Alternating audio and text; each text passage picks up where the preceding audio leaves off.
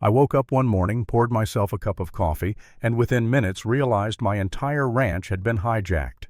There were arrow signs stuck along the road pointing directly at my private gate, GPS apps guiding strangers to my driveway, and an email sitting in my inbox saying the HOA had reserved my property for a caravan of 150 real estate agents. My hands literally shook as I read it. Imagine standing there, coffee still steaming in your hand, watching cars slow down like they own the place. That's how my nightmare started. The first person to catch me off guard was my neighbor Rick. He strolled over, shaking his head, half laughing. "Jake, you throwing a party? Looks like you've got guests coming," I told him. "First I've heard of it." He took out his phone, started snapping pictures of the signs. Smart man. He knew I was going to need evidence. Then I checked the email again, and there it was. Denise Caldwell, HOA president of the subdivision next to my ranch, claiming my property had been booked as if I was just another amenity in her neighborhood. She even attached a map with a digital geofence pin showing my exact gate coordinates. My gate. Not their clubhouse, not a park, my gate. About half an hour later, a woman in a blazer pulled up, phone in hand. She looked at me like I was the one confused. "The app says I'm supposed to check in right here," she said, pointing at my locked gate. I told her flatly, "This is private property, not a venue." She blinked, surprised. She genuinely thought her directions were official. That was when it hit me. This wasn't a mix-up. It was deliberate. Someone had programmed this. Someone had paid for these signs. Someone had told all these people to show up at my gate. And that someone was Denise Caldwell. I wasn't about to sit back. I called the sheriff's office, explained the whole thing, unauthorized signage trespass brewing event planned without owner consent. They said a deputy would check it out. Meanwhile, things escalated faster than I expected.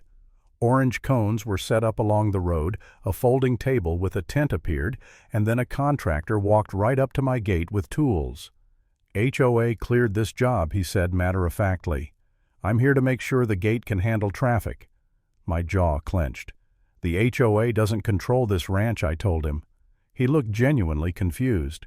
He even showed me a work order from the HOA's management company. It had insurance forms stapled to it, but guess what? My name, the actual property owner, was nowhere on them. I wrote a big sign in black marker, "No event without owner's written permission," and zip-tied it to my gate. The contractor suddenly wasn't so confident.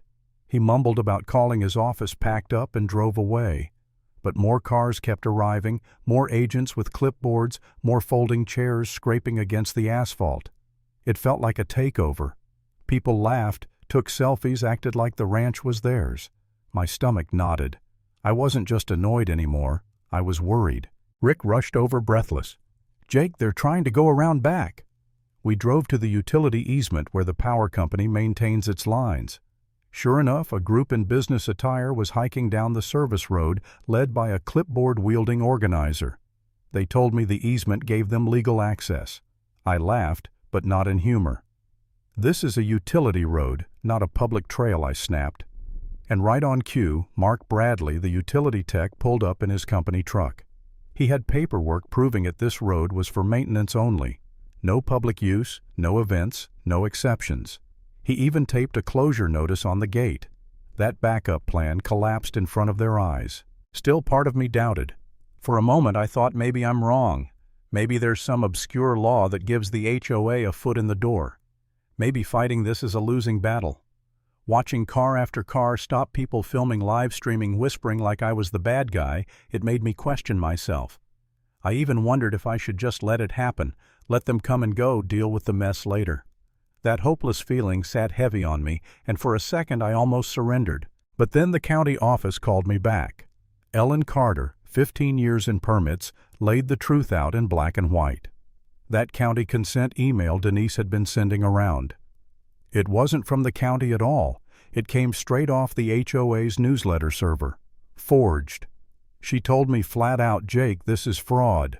My blood went cold. Fraud wasn't just arrogance, it was a crime. That was the moment I snapped out of self-doubt.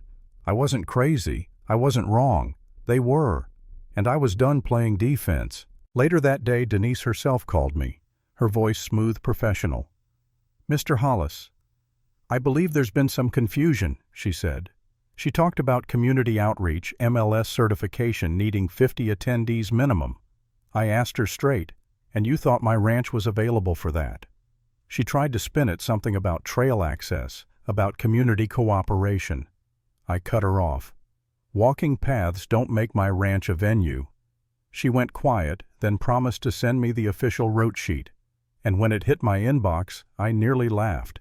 Professionally formatted HOA logo on top, and at the bottom, "Final Stop Ranch Gate Check-In." My private address printed as the last destination. I held that paper in my hands like it was Exhibit A. By the time the big day arrived, the road was lined with cars. Realtors piling out, setting up chairs, muttering about contracts. A locksmith truck pulled up, toolkit in hand, ready to cut my lock. I walked out, voice steady. "Do you have written consent from the property owner?" He shuffled through his papers, frowned. "It says cleared by HOA." I pointed at the missing signature line. "No owner authorization." Rick showed him the insurance form again, my name not listed anywhere. The locksmith stiffened. Behind him, realtors shouted, "Just cut it! We paid for access!" Phones shot up, recording every angle. But the locksmith shook his head. "No signature, no insurance, and now a camera. I'm not touching that lock." That's when the deputy pulled in. His patrol car alone made the crowd go quiet. He looked at the cones, the tents, the folding chairs littering the road shoulder. "Do you have permits for these encroachments?" he asked. Silence. He ordered everything cleared. Realtors groaned, some yelling that they'd driven 2 hours. Cameras kept rolling as HOA staff scrambled to dismantle their setup. And then Denise showed up. She tried her usual routine community rights, property values, cooperation. The deputy cut her off. "Ma'am, private property is private property. You don't get access without the owner's written permission." The humiliation was instant. Realtors murmured, some openly accusing her of lying. Ellen from the county arrived too, holding documents proving the HOA had spoofed government emails. She said it loud enough for every live streaming phone to catch. These headers prove someone forged county approval. The crowd erupted. Online chats mocked the HOA. Denise's face flushed crimson. As if to hammer the nail in the MLS system, pinged everyone's phones. Notifications flashed, event check-in location disabled. Attendance canceled. The whole reason Denise orchestrated this fiasco gone in an instant. She'd failed her MLS requirement, failed her neighbors, and failed in front of an audience filming her downfall. The deputy finished writing citations. HOA fined for encroachment fraud under investigation.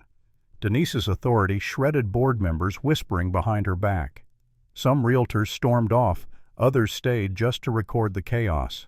Rick leaned toward me, whispering, "Her presidency won't survive this." And I believed him. By sunset, the last car finally left. The road quiet again, my gate still locked, my sign still hanging clear. No event without written permission. Denise had approached one last time, voice trembling, handing me a printed apology. Too late. She was done. And maybe that's the only lesson worth remembering when someone tries to turn your home into their stage. Sometimes the strongest thing you can say is just one simple word: no.